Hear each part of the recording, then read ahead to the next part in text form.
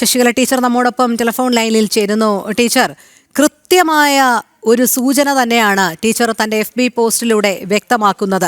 ആചാര ലംഘനം നടത്താൻ സ്ത്രീകളെ ഉപയോഗിച്ച് സന്നിധാനത്ത് കയറ്റുമ്പോൾ അത് സ്വർണ്ണ കവർച്ചയ്ക്ക്, അത്തരമൊരു ബഹളം സൃഷ്ടിച്ച് സ്വർണ്ണ കവർച്ചയ്ക്കുള്ള ഒരു മറയാക്കുകയായിരുന്നു എന്നുള്ളതായിരുന്നു FB പോസ്റ്റ്. പക്ഷേ ഈ FB പോസ്റ്റ് വന്ന് മണിക്കൂറുകൾക്കകം തന്നെ ടീച്ചറുടെ അനുമതി ഇല്ലാതെ തന്നെ അത് കേരള പോലീസ് അതിൽ നിന്ന് മാറ്റുന്ന ഒരു നടപടി ഉണ്ടായിരിക്കുകയാണ്. ടീച്ചർ അതിനെ എങ്ങനെയാണ് നോക്കിക്കാണുന്നത്? സത്യം വിളിച്ചു പറയുമ്പോൾ ഭരണ നേതൃത്വത്തിനുണ്ടാകുന്ന ഭയം അത് പോലീസിന്റെ കൈകളിലൂടെ നടപ്പിലാക്കി എന്നാണോ?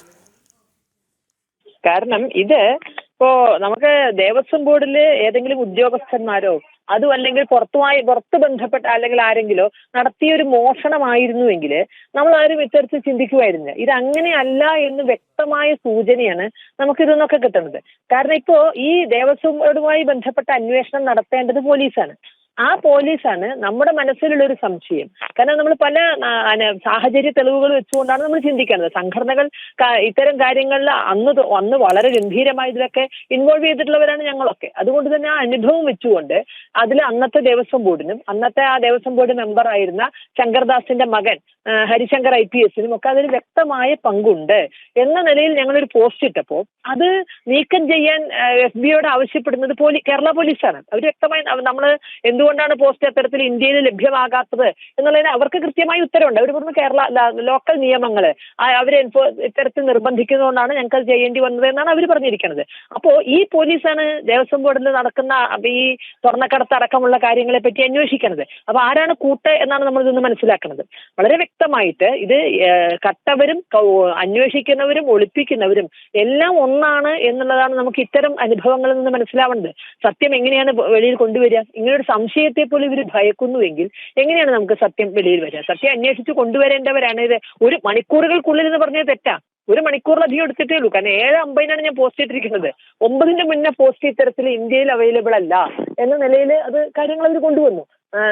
ഞാൻ എന്റെ കമന്റ്സും ലൈക്സും ഒക്കെ നമുക്ക് കിട്ടുകയും ചെയ്തു.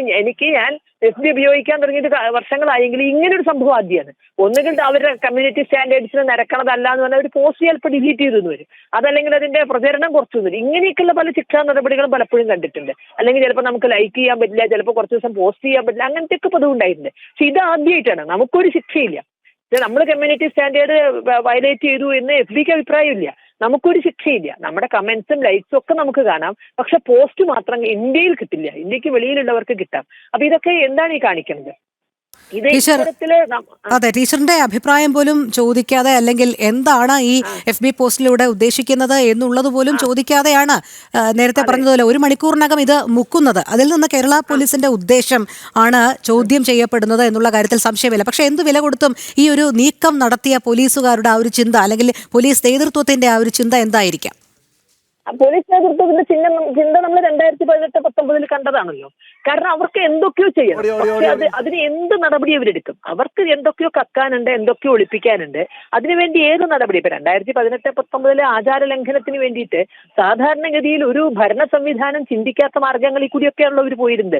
ശബരിമലയ്ക്ക് പോകുന്ന ആളുകളെ അറസ്റ്റ് ചെയ്യുക, അവിടെ സന്നിധാനത്ത് നിന്ന് അറസ്റ്റ് ചെയ്ത് കൊണ്ടുവരിക, അവിടെ നാമം ജപിക്കാൻ സമ്മതിക്കാതിരിക്കുക, അവിടെ വിധിവെക്കാൻ സമ്മതിക്കാതിരിക്കുക, ഇങ്ങനെ ഏതൊക്കെ തരത്തിൽ. കാരണം അവർക്ക് അവിടെ ആചാരം ലംഘിക്കുകയും കൂട്ടത്തിൽ അതിന്റെ മറവിൽ ഈ സ്വർണ്ണമടക്കമുള്ള ഉരുപ്പടികൾ കടത്തുകയും വേണം. അതിന് ഈ ഹൈന്ദവ സംഘടനകളെ അവിടുന്ന് അകറ്റാൻ, അല്ലെങ്കിൽ ഭക്തരെ അവിടുന്ന് അകറ്റാൻ അവരാലാകുന്ന എല്ലാ പരിശ്രമവും നടത്തിയിരുന്നു. അതിന്റെ ബാക്കി തന്നെയാണ്. അതിൽ നിന്ന് ഒട്ടും ഒരു വളർന്നിട്ടില്ല എന്നാണ് ഇപ്പൊ മനസ്സിലാക്കുന്നത്. ഒരു തരത്തിലുള്ള, കാരണം ഇതൊക്കെ നമുക്ക് ഒരു ഭരണകൂടം പലപ്പോഴും അവരുടേതായ പല ശാസന രീതികളും അല്ലെങ്കിൽ പല മർദ്ദന ഉപാധികളും ഒരു പുറത്തെടുക്കും. പക്ഷെ അതിന് എന്തെങ്കിലും ഒരു യുക്തി അവർക്കെങ്കിലും പറഞ്ഞു നിൽക്കാൻ സാധിക്കണ്ടേ? ഈ ഒരു പോസ്റ്റ് ഇത്തരത്തിൽ, കാരണം നമുക്ക് സാധാരണഗതിയിൽ FB നമ്മുടെ ഒരു പോസ്റ്റ് ആക്കുകയാണെങ്കിൽ പോലും നമുക്ക് അതിനുള്ള അങ്ങോട്ട് നമുക്ക് അപ്പീൽ കൊടുക്കാനുള്ള ഒരു അവസരമുണ്ട്. അങ്ങനെ ഒരു അപ്പീൽ കൊടുക്കാനുള്ള ഒരു അവസരമോ നമ്മളോട് എന്താണെന്ന് എക്സ്പ്ലനേഷൻ ചോദിക്കുക, ഇതൊന്നും ചെയ്യാതെയാണ് ഇന്ത്യക്കകത്ത് ഇത് ലഭ്യമല്ല എന്നുള്ള ഒറ്റ ഒരു ശിക്ഷ പോലെ അത് ഇട്ടിരിക്കുന്നത്.